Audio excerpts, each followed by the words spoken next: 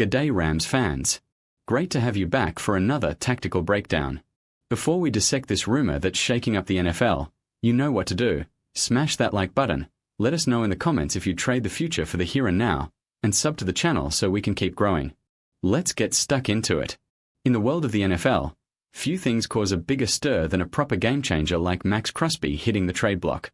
The Condor of Las Vegas is fed up, and the Raiders' locker room looks like a powder keg ready to blow after another shocker of a season, 3-14.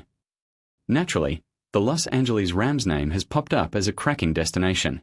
After all, Les Snead is the bloke who made the F*** them picks philosophy famous, right? But hold your horses, because Albert Bree, one of the most trusted insiders in the business, has just poured a bucket of cold water on that fire, and it's all down to pure tactics and cold, hard cash.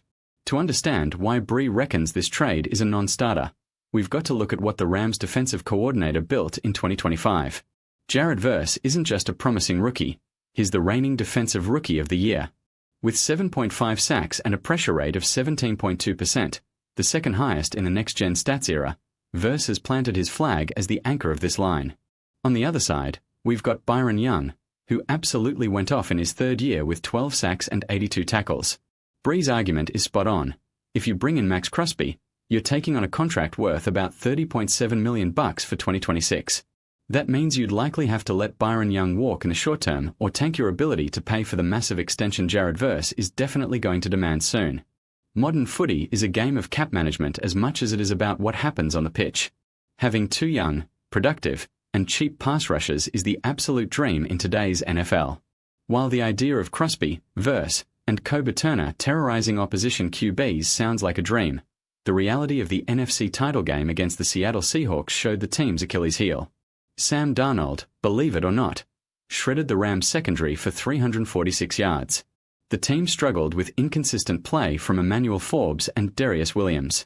If Les Snead decides to splash out on draft capital, rumor has it Crosby would cost at least 2 first-round picks, and cap space, the experts reckon that money should go towards a shutdown cornerback. The Rams' defense is young and full of fire, but it's missing that elite defender who can shut down the opponent's top receiver.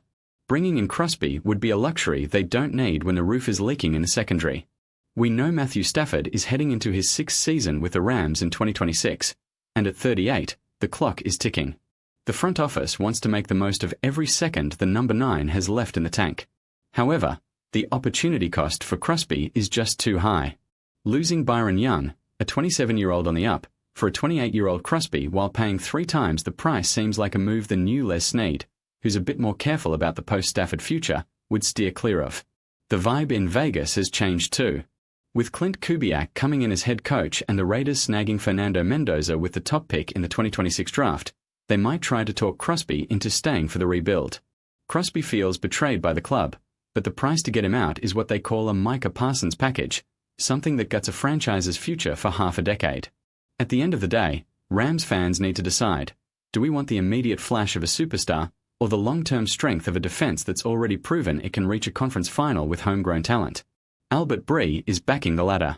And given Lars' recent track record of developing stars, he's probably on the money.